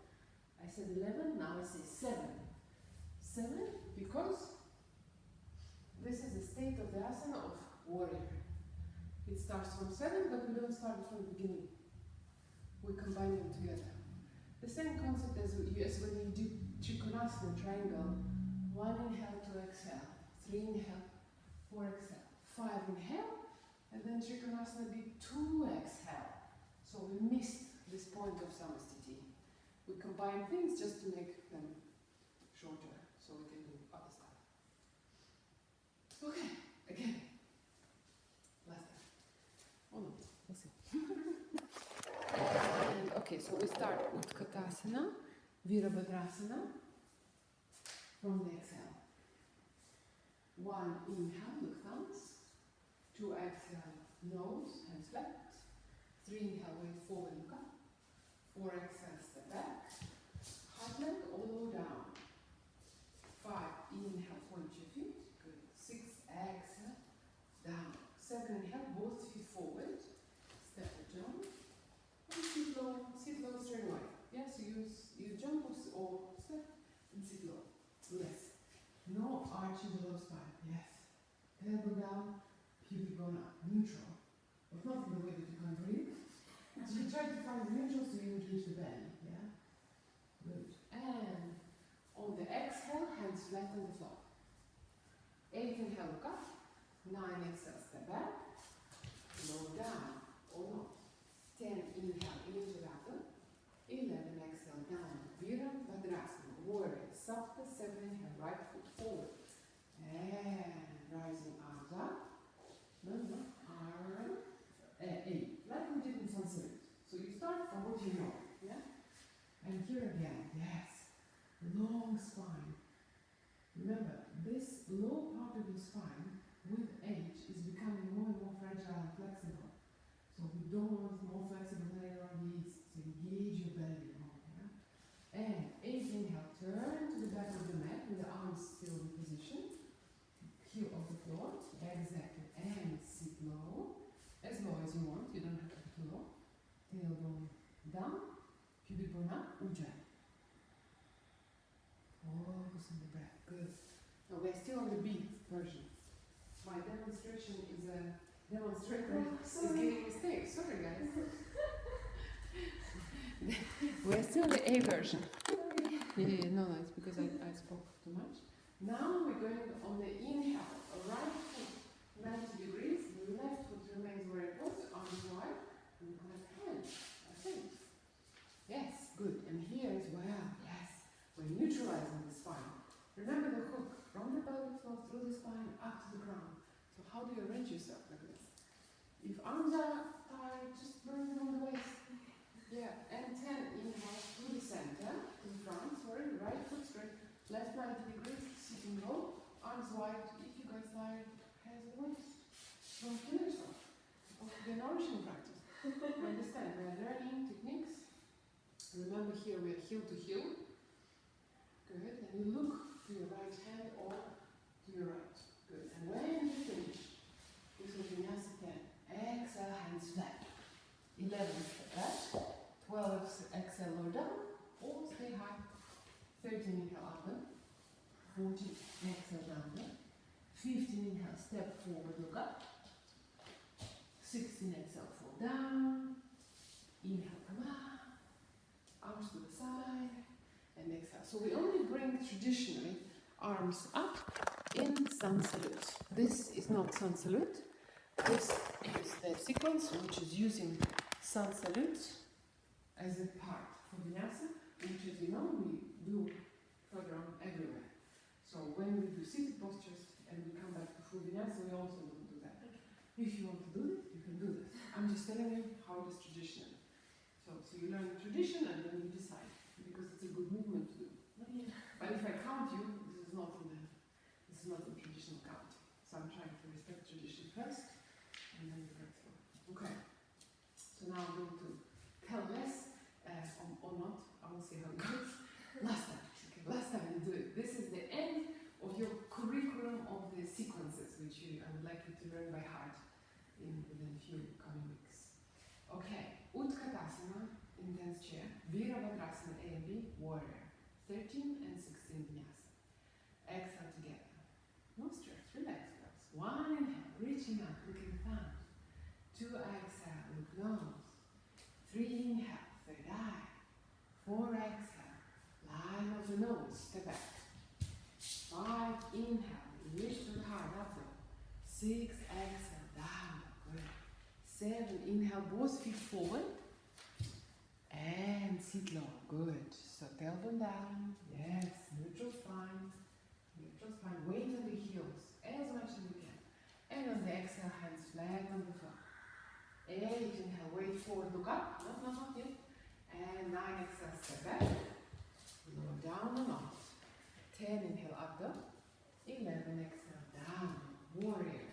Sakta 7. Right foot to your right hand. And up. Good. We're not going to sit too long. Don't want you to stress too much body. Now, 8 inhale, keep the arms where they were. And turn to the back of the mat. Arms, yes, we're still doing a warrior. The arms high up in the air. Good. Now we're going to warrior B. Right foot 90 degrees. No, the back of the mat. Quiet, calm down, come on. Relax, everything's good. Good, good, good. And 10 inhale, left foot 90 degrees, right straight. Look right hand. Good. And when we're done, vinyasa 10, on the exhale, hands flat. 11 inhale, step back. Exhale, stay the heart length, all the way down. And 12 inhale, up dog. And down dog. 15 inhale, step forward. 16 exhale, fall. Inhale, come the arms to the sides. And exhale. So don't worry everyone. This is it's a long, complex sequence. It's also physically intense. So, if you don't remember something, get confused, just remember that first, when you step in the first warrior, you step into the front of the mat. The whole point of all the Ashtanga here, the whole point of, from the standpoint of fluidity, is that we start from the front and we end in the front, always. That's because of that. For example, every posture here we learned, we start from the end. We go back first, then we go front. So we are already in the front. The same here, you do warrior in the front. This is warrior A. The same like in your Sanskrit B. Then we go into the back of the mat. We do the same first on the second leg. And then we stay in the second leg on the back of the mat. And then we go into the front of the mat. And then we are ready for exit. And then we step back, go down, inhale, exhale, step forward. Yeah, so it's logical. But obviously, it's new for you, so don't worry. So, now we're going to go into seated position, do breathing, sitting, and lying down. Okay. So, come to the front of the mat, and we go through vinyasa into the seated. Exhale together, lifting the palms, 1 inhale, reaching up. 2 exhale, micro bend in the knees, look down, ground hands. 3 inhale, weight into the hands. 4 exhale, any variation of the plane. 5 inhale, into the up dog, Urdhva Mukha. 6 exhale, down dog. 7 inhale. If so, those online, you know how you have to do your vinyasa through. You can just bring the knees down, or you can bring your right foot towards the left hand, the left foot behind, cross the legs, and sit back. We already have jumpers here. Jumpers, so jumping. Okay, so now let's make sure that we sit with the pelvis. We said we do a little bit of finishing. Okay, let's do a little bit of finishing. Okay, let's lay down. Let's lay down. Okay, let's all lie down. Bring the feet hip distance apart. Straighten up your arms so your fingers will touch your heels if possible or not. Yeah? So bringing heels a little bit closer maybe to your bum. Feet a bit closer to your buttocks. Yes. So your fingertips are touching your heels. Nice. Very good, if possible. Now, start pressing the feet away. Relax your face, relax your shoulders down. Engage your legs in a way that you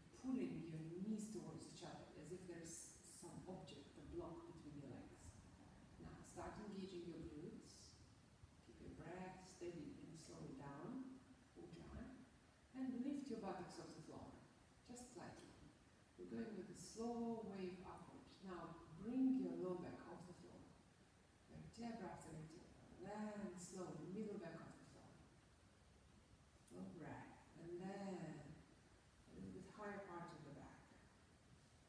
And eventually we're bringing shoulder blades off the floor if we can. And lifting your pelvis up. Keeping your legs fully engaged, your gluteals fully engaged. Interlace the fingers behind your back if you can. And press your hands towards the floor or into the floor. And keep yourself high up. Legs still press forward, so feet are pressing away. So your heart, your pelvis lifts, but your belly is not relaxed. It's slightly in. So you're trying to breathe into the side of your ribcage. Now release your arms to the sides, and the same way, super slowly, we start vertebra after vertebra, bringing scapulas down into the floor, shoulder blades. Then a little bit low part of the back, still thoracic part. Then the middle of the trunk. Then your low belly, your lumbar spine. Then your sacrum, this last bone. And completely release.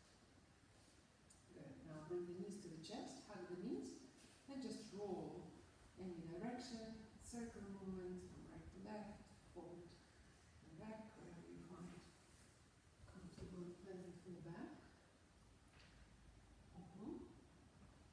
Now, you girls probably can do no problem shoulder stands, you know shoulder stands. Okay? Otherwise, so I'm just going to give instructions which are easier ones. So first, we're still lying down, bringing legs up. So your whole trunk is torso and the pelvis is on the floor, feet are pointed, toes are spread and reaching up. And your legs are drawn towards each other, so they're active. So those who can bring the feet a little bit over the head, take the back, support it, and lift up. Doesn't have to be vertical now. So you have to bring elbows closer together to be able to lift. If this feels like impossible thing to do yet, take the blocks or bolsters or something and bring them under your buttocks so you will elevate yourself a little bit more. Or we will learn it when you come here to the class. Good, so Shreya, you can take your hands, put your hands into your back. Yeah. Is this okay? Exactly. And bring your elbows closer together. That's it. And so in this position, this is called Sarvangasana, which means all limbs position. This is supposed to be a queen posture of the yoga, and it is quite active in a way that you are trying to draw your legs up. If up is too much, you still just try to lengthen your legs, activate them, keep them together, spread your toes, point your feet, look to your navel. Good.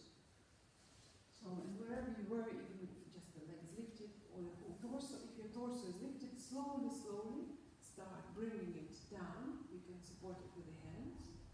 And then bend your knees, cross your legs, and bring the knees to the sides. Then bring your hands under your buttocks. Bring your elbows as deep in as you can. And lift on the elbows and see if you can roll your head back. So you're arching. Your pelvis is on your hands. Your head is on the floor, so you're arching back. Yes. So you bring your hands a little bit maybe higher up, palms facing up. You're here. And then you try to bring your elbows inward. Yeah, more here. More here. Breathe. You're still breathing around. If your hands have to be facing up. Palms is easier if they face up. Yeah. And you make an effort to arch the whole of your spine. And on the exhale, without lifting the hand, just roll it back. Good. And bring the knees to the chest again. And slowly roll up to seated position. Okay? So just sit for a second. I'll just show you. So what you can do after you do it now, when you come to regular class or when you're at home, so you do your Virabhadrasana, you finish warrior, you come to standing, then you start again Vinyasa, you step through, then you go into variation of Urdhva Dhanurasana, slowly, you can do it a few times, and then either here up, or maybe a little bit higher, or you have a bolster here. You can just stay here for now, doesn't matter. You just work your legs, pointing the feet. You also work your legs towards each other. Then you cross your legs, slowly come down. Then bringing elbows in, palms facing up, and then lift on the elbows and arch. So you stay here, then you come down, and then you roll up. So just a little sequence. It's a shortened Ashtanga sequence, but just you have the ending. It's again energetically. So we start with standing, we warm up, then we do a lot of seated postures, which we will learn later, and then we invert because, in short, we're trying to invert the energy. As it said that as human beings, we have a lot of dormant, unused energy in our pelvis, especially in the low part of the pelvis. And we want to take this energy, in yoga we call it Kundalini. So there is like a sleeping energy, dormant energy, which we want to awaken and send up more kind of advanced energy centers, which are associated with a humane and divine essence of the human beings. And when you invert the body, it kind of happens just because of the inversion, because you inverted yourself in gravitational fields. So it's like, when there's something, I don't know, stuck in the semi-liquid, stuck in the bottle, and you turn back, it just goes down because of the gravity. The same here, when you turn yourself upside down, and the energy in the pelvis just tends to more freely flow down towards the heart, towards the throat, and the center of the head, crown of the head. These centers, which we will learn later, are associated with a more humane and divine essence of our being, while the pelvis is more animalistic nature of our being, like survival instincts and all the mammalian and reptilian and primate kind of urges we all have because of our structures as human beings. Yes, and then now we're going to do a few breathing exercises. So first, let's do a little bit of stage breathing. So remember, we want our pelvis to be a bit higher than the knees. If knees are not grounded, they're going to suffer. Of course, we are looking for the stillness in the way we are, and especially when we sit, but if you feel uncomfortable and we sit for more than 3, 4, 5, whatever minutes, please change the position. So one thing is comfort, another thing is pain. With discomfort, another thing is pain. Yeah, I don't want you to be in pain. You may experience a little bit of discomfort, and if you know this is not something which is damaging you, see if you can maintain this discomfort. But if it's something which you feel that's not good, especially the joints, joints start hurting, change position. Don't worry about it. Make noise, make a little noise, nothing's going to happen. We'll see why. Okay, so let's sit tall. So I'm always showing something with my hands, so if you don't understand what I'm saying, excuse my English, it's not my mother tongue, then you can always look what I'm doing. So we're going to now experience 3 stages, up and down breath. Stages. First stage is from the pubic bone to your belly button, through the whole circumference of your pelvis. The second stage is from the belly button to the end of the chest bone, sternum, again all around. When we breathe, we think of it as all around. And then from the end of the chest bone to the clavicles, again all around. So stage number 1 is inhaling into the whole of the lower part of the pelvis to the belly button, and then third of your inhale to the chest bone, and the last third to your clavicles. Then on the exhale, we slightly compress the upper body, then middle torso, and then the lower belly. So you can also use your hands, just monitor it sometimes easier. Inhale to lower belly, middle torso, upper chest, and exhale from upper chest, middle torso, gentle touch of the hands may give you some feedback. So I'm not guiding you through the breath because we all have different respiratory capacity. So you do it by yourself. And just sometimes remind it. So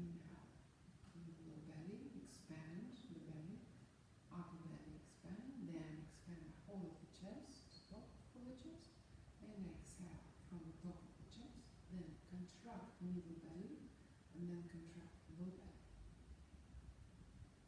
So this is active breathing, which means we want to fully engage the muscles of both the belly and the rib cage. We call intercostals. Obviously, you will never feel it the same in the chest comparing to the belly because the chest is surrounded by the rib cage, so it doesn't let you such an expansion. But we definitely have the capacity to make these muscles more pliable, more able to release and lengthen and contract if we do this kind of breathing exercises. So now, and if something is not clear, this is the time also to ask questions. If you don't understand this way, which is called 3-stage up and down, which means inhale, we're expanding from the pelvis up into the clavicle, and exhale, we're contracting from the upper to the lower. So keep on for a few moments.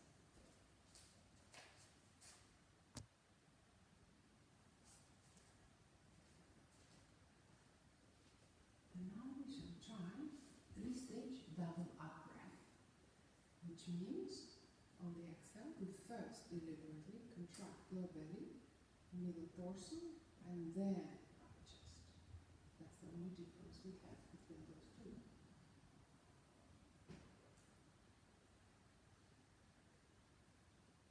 Just underneath how you expand into lower belly, middle torso, upper chest, and on the exhale, contract lower belly, middle torso, upper chest. If you don't feel it, please use your hands. You can look at me. You can start with gentle touch of the lower belly on the inhale, and then the left hand on the middle torso, and then right hand on the chest. And on the exhale, right hand pulling lower belly in, and left hand drawing middle torso in, and then right hand drawing chest in. So you're helping yourself to create a better sense of proprioception if you feel you don't feel it yet. Just right hand moving, and left hand remains in the same place.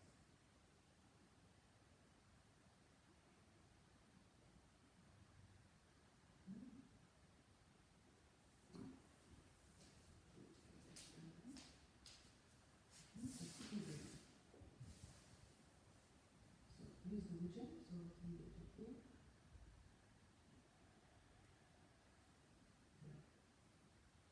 So you can expand, expand, expand, exhale.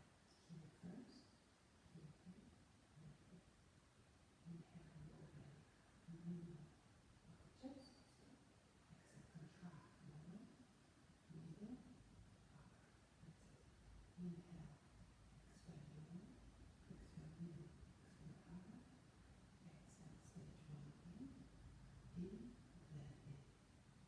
expand, expand, expand upper chest. Exhale, contract, lower belly, middle, upper. That's it. Good. This is a counterintuitive breathing, so it's not easy. Don't take it for granted that you can do it. Because generally, with mammals, we would feel inhale coming upward and exhale going downward from the standpoint of the expansion and suspension of the belly and the chest. But here we're learning how to reverse the movement through engagement of the muscles differently. We're playing with it. And you will notice that the double up wave, which means your exhale starts also from the pubic bone, like your inhale, is requiring much more of your focus. This is all about focus. So now, those of you, some of you online have been doing it for a while, so you can simply add focus 12 into this 3-stage double up breath. If this is too much, you simply come back into your just ujjayi, 3-stage up and down wave, which is a regular way of breathing. You don't have to think too much about it. We are doing actually 3-stage, we also have 6-stage, we have 12-stage, simply because more you stage and visualize your breathing going through your trunk, slower you can breathe. That's more or less the only reason. breathing stages. Okay, so now let's prepare for focus 12. We'll just do it together, bringing index finger and thumb together as a symbol of uniting individual consciousness or inner self, deep inner self with the cosmic consciousness. And wherever we are, we're going to exhale together. Long exhale. Inhale together just to synchronize first. And long exhale. And echo on inhale, wide and steady. Echo on exhale, bottom of the index finger. And where to inhale, upward. Where to exhale, middle of the index finger. Trim 3 inhale. Trim 3 exhale, top of the index finger. Chatwari 4 inhale. Chatwari 4 exhale, top of the middle finger. Panisha 5 inhale. Panisha 5 exhale, top of the middle finger. Shat 6 inhale. Shat 6 exhale, top of the middle finger. Sapta 7 inhale. Sapta 7 exhale, middle of the middle finger. Ashtanga inhale. Ashtanga exhale, bottom of the middle finger. Navana inhale. Navana exhale, bottom of the middle finger. Deshatan inhale. Deshatan exhale, bottom of the middle finger. Ekadeshatan inhale. Ekadeshatan exhale, middle of the middle finger. Dvadeshatan inhale. Dvadeshatan exhale, middle of the middle finger. Inhale, long breath. And exhale, index finger, thumb together. And a few clear breaths. Now allow breath to settle in its natural flow. And slowly come back to your Shavasana. On your own breath.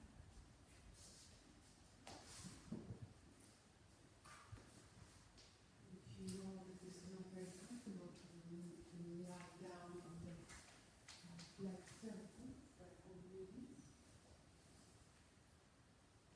put something underneath your thighs. If you don't have anything, you can always bend your knees, keep distance apart, keep distance apart, and bring your knees together so they don't hang. Or just next time, make sure you take a bolster. You know, at home you can just take some kind of heavier pillow.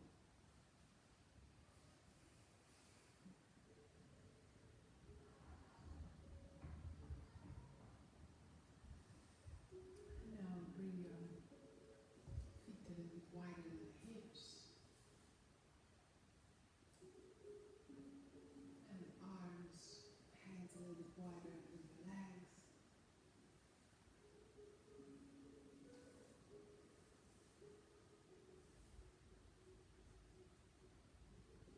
Notice position of your shoulders. Maybe draw them a little bit more down.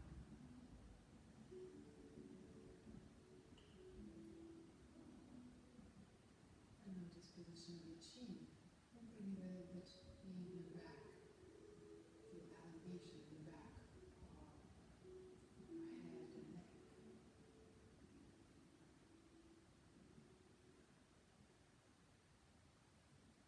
And notice the point of the body connecting to the ground.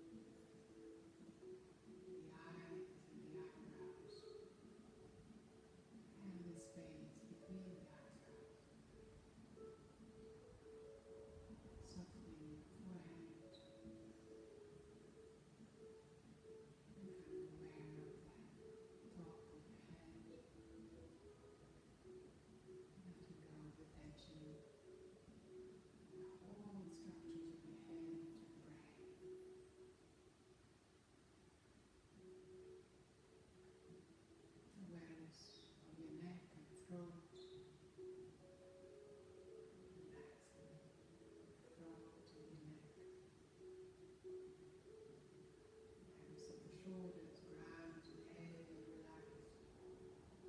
Arms, heavy, relaxed. And exhaling, releasing tension in the shoulders, arms, heavy. And becoming aware of the right side of the chest, the center of the chest, the back side of the chest.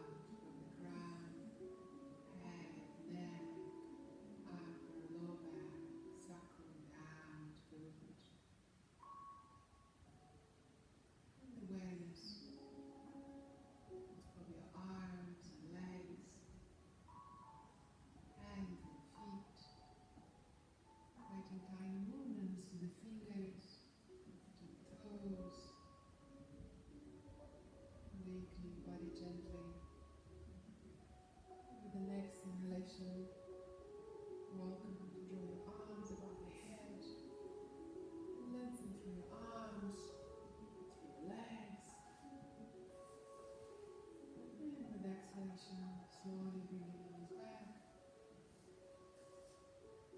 And knee after knee to your chest. And gently rolling from side to side. Rolling to your right. Straightening up your right arm and resting on the straight right arm. Maybe opening the eyes. Placing left hand on the floor next to the chest. And pressing through the left hand, gently engaging the belly through the side and turning back up to the seat. And finding a steady seat where both seat bones are grounded equally. The legs are relaxed. So your spine can bounce up vertically from your grounded pelvis. Relax your shoulders and allow the space of your heart, your chest, to be lifted forward and upward. Relaxing the chin back, allowing the head on top of the heart. And the gratitude for life, for this practice. Bringing hands to Anjali Mudra to the heart space. And hand together.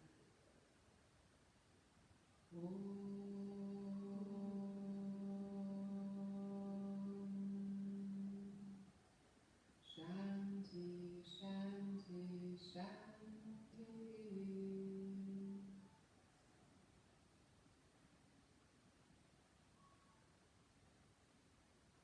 Namaste. Thank you, thank you. Thank you, thank you. Thank you. I worked too hard today. Yes, so today we have talked a little bit about drishti, yeah, so how the senses provide fuel to the mind, and how mind is obstructing us from seeing the true nature of our being within, and how we can try to focus our awareness and attention inward through this drishti practice. Yeah. Yes. So, and we've done